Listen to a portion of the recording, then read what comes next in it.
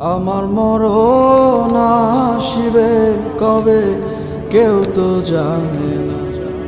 আমি চলে গেলে আমায় তোমরা ভুইলা যাইও না। আমার মরণ আসিবে কবে কেউ তো জানে না।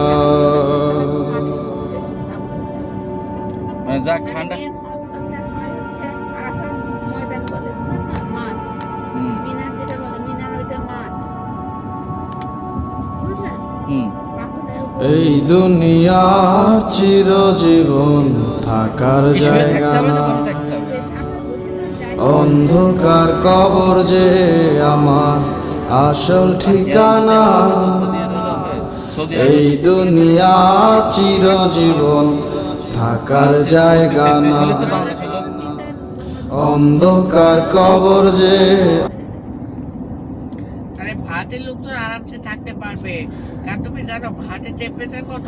52.5 ডিগ্রি। বাংলাদেশিরা আমরা 30-এর উপরে গেলে অস্থির হয়ে যায় না গরমে।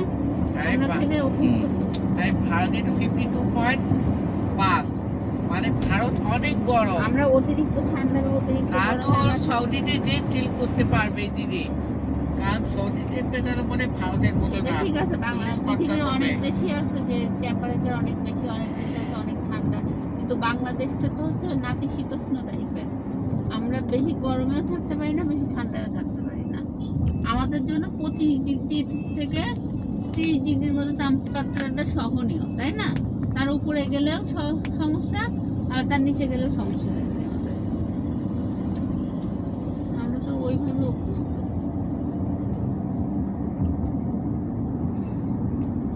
এখানে গরুর হাট পড়ছে নাকি? তাই তো, কালসি ওই যে জুনাইদ, কিন্তু গরু কই? সব তো দেখি লাইটিং। বললো কি গরু ছাগলের হাট, তো গরু কই? ও আচ্ছা আছে নিচে, দেখা যাচ্ছে না। এই যে গরু, এই যে গরু, গরু গরু গরু গরু গরু গরু চলে গেল।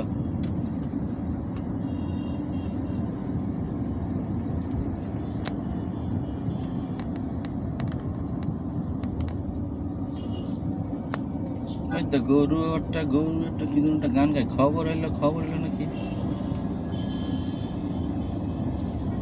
কালসি গরু ছাগলের হাট। এই যে আরাফার ময়দান যেটা না, জি। এটাই হচ্ছে হাসরের ময়দান।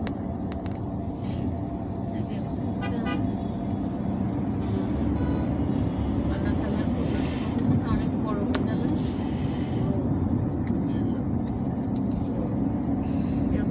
কি হবে